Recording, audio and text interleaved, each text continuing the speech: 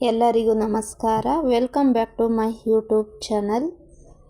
ನಾನು ಸ್ಯಾರಿಗೆ ಯಾವ ರೀತಿ ಫಾಲ್ ಹಾಕಬೇಕು ಅಂತ ಇವತ್ತು ಕೆಲವೊಂದು ಟಿಪ್ಸ್ಗಳು ಹೇಳ್ತಾ ತೋರಿಸ್ತಾ ಹೋಗ್ತೀನಿ.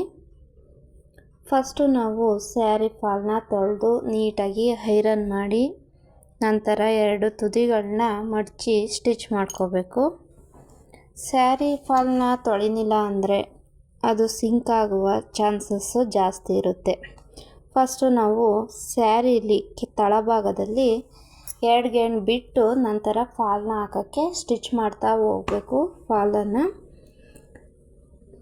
ಆ ಟೈಮಲ್ಲಿ ನೀಟಾಗಿ 2 ತುದಿಗಳನ್ನ ಇಟ್ಟು ನೀಟಾಗಿ ಸ್ಟಿಚ್ ಮಾಡಬೇಕು.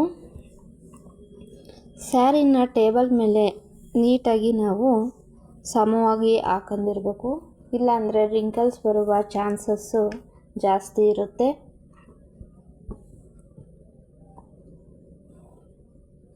ಫಾಲು ಒಂದೊಂದು ಟೈಮು ಕ್ರಾಸ್ ಇರುತ್ತೆ, ವೀವಿಂಗ್ ಬಂದಿರುತ್ತೆ, ಅದೆಲ್ಲ ಚೆಕ್ ಮಾಡಬೇಕು. ಬಾರ್ಡ್ರು ಕ್ರಾಸ್ ಇದ್ದಾಗ ಸ್ಯಾರಿ ಫೋಲ್ಡ್ ಆಗುವ ಸಾಧ್ಯತೆ, ನಾವು ಯಾವ ರೀತಿ ಫಾಲ್ ಹಾಕಿದರೂ ಫೋಲ್ಡ್ ಆಗುವ ಸಾಧ್ಯತೆ ಇರುತ್ತೆ. ಅದನ್ನೆಲ್ಲ ನಾವು ಚೆಕ್ ಮಾಡ್ಕೊಂಡು ಸ್ಯಾರಿ ಫಾಲ್ನ ಹಾಕಬೇಕಾಗುತ್ತೆ. ಒಂದು ವೇಳೆ ಆ ಥರ ಕ್ರಾಸ್ ಬರ್ತೈತೆ, ನಮಗೆ ಸ್ಯಾರಿ ಫಾಲ್ ಹಾಕ್ಬೇಕಾದ್ಲೇ ಗೊತ್ತಾಗುತ್ತೆ. ಅಂಥ ಟೈಮಲ್ಲಿ ಕ್ರಾಸ್ ಬರ್ತೈತೆ ಅಂದಾಗ ಏನು ಮಾಡಬೇಕು ಅಂದರೆ ಒಂದೊಂದು ಪ್ಲೀಟ್ಸ್ನ ಅಲ್ಲಲ್ಲಿ ಹಿಡಿತಾ ಹೋಗಬೇಕು. ಪ್ಲೀಟ್ಸ್ನ ಮೇಲೆ ಮತ್ತು ಕೆಳಗೆ ಕೊಡ್ತಾ ಹೋದರೆ ನಮಗೆ ರಿಂಕಲ್ಸ್ ಬರುವ ಸಾಧ್ಯತೆ ಕಮ್ಮಿ ಇರುತ್ತೆ.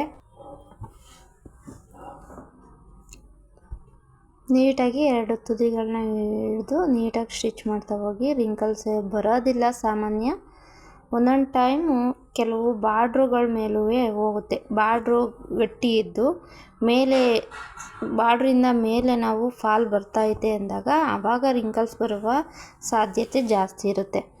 ನಾವು ಸೂಜಿನ ಇಳಿಸ್ಕೋಬೇಕು. ಫಾಲ್ ಸ್ಟಿಚ್ ಮಾಡ್ಕೊಬಂದ್ವಿ ನೋಡಿ, ನಾನಲ್ಲಿ ಸೂಜಿನ ನಿಲ್ಲಿಸಿದ್ದೀನಿ. ನಂತರ ಸ್ಯಾರಿನ ಟರ್ನ್ ಮಾಡ್ಕೊಂಡು ಮತ್ತೆ ಸ್ಟಿಚ್ ಮಾಡಿ ಮತ್ತೆ ನಿಧಾನವಾಗಿ ಸೂಜಿ ಇಳಿಸಿ ನಂತರ ಸ್ಯಾರಿನ ಟರ್ನ್ ಮಾಡ್ಕೋಬೇಕು. ನಿಧಾನವಾಗಿ ಟರ್ನ್ ಮಾಡ್ಕೊಳ್ಳಿ, ಇಲ್ಲಾಂದರೆ ಸ್ಯಾರಿ ಡ್ಯಾಮೇಜ್ ಆಗುವ ಸಾಧ್ಯತೆ ಜಾಸ್ತಿ ಇರುತ್ತೆ. ಸೂಜಿ ಇಳಿಸಿ ನಂತರ ಸ್ಟಿಚ್ ಮಾಡ್ಕೊಬನ್ನಿ. ಎಲ್ಲರೂ ಆ ಬಾಟಮಲ್ಲಿ ಎಲ್ಲರೂ ನೀಟಾಗಿ ಸ್ಟಿಚ್ ಮಾಡ್ತಾರೆ, ಆದರೆ ಮೇಲ್ಗಡೆ ಸ್ಟಿಚ್ ಮಾಡಬೇಕಾದ್ರೆ ರಿಂಕಲ್ಸ್ ಬರೋದೇ ಜಾಸ್ತಿ. ಆ ಟೈಮಲ್ಲಿ ಏನು ಮಾಡಬೇಕಪ್ಪ ಅಂದರೆ ಅಲ್ಲಿ ಪೂರ್ತಿ ನೀಟಾಗಿ ಗುಂಪಿನ ಮೇಲೆ ಹಾಕೋಬೇಕು. ಕೆಳಗಡೆ ಸ್ಟಿಚ್ ಮಾಡಿದ ನಂತರ ಮೇಲ್ಗಡೆ ಗುಂಪಿನ ಹಾಕೋಬಿಟ್ಟು ನಂತರ ಸ್ಟಿಚ್ ಮಾಡ್ತಾ ಹೋದರೆ ನಮಗೆ ಯಾವುದೇ ರೀತಿಯ ರಿಂಕಲ್ಸ್ ಬರಲ್ಲ.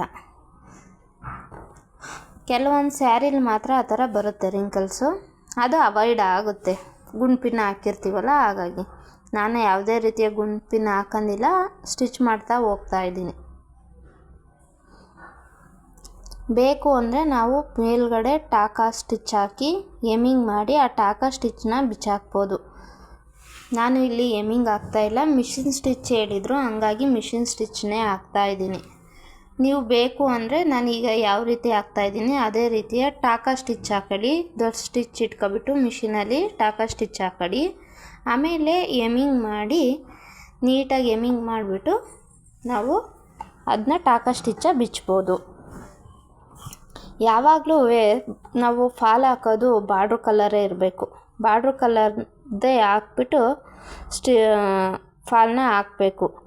ಆಮೇಲೆ ಲಾಸ್ಟಲ್ಲಿ ಫಾಲ್ನ ಟರ್ನ್ ಮಾಡಿ ನೋಡಿ ರಫ್ ಹೊಡೆದು ನಾವು ಸ್ಟಿಚ್ ಮಾಡಿ ತೆಗಿಬೇಕು. ಯಾವುದೇ ರೀತಿಯ ರಿಂಕಲ್ಸ್ ಇರಲ್ಲ. ಒಂದು ಸಲ ಬೇಕಾದ್ರೆ ತೋರಿಸ್ತಾ ಇದ್ದೀನಿ ಹತ್ರದಿಂದ ನೋಡಿ, ಸ್ವಲ್ಪನೂ ರಿಂಕಲ್ಸ್ ಬರಲ್ಲ. ನೀವು ನೀಟಾಗಿ ಹಾಕ್ಬೇಕಷ್ಟೆ. ನೀಟಾಗಿ ಹಾಕಿ. Thank you for watching.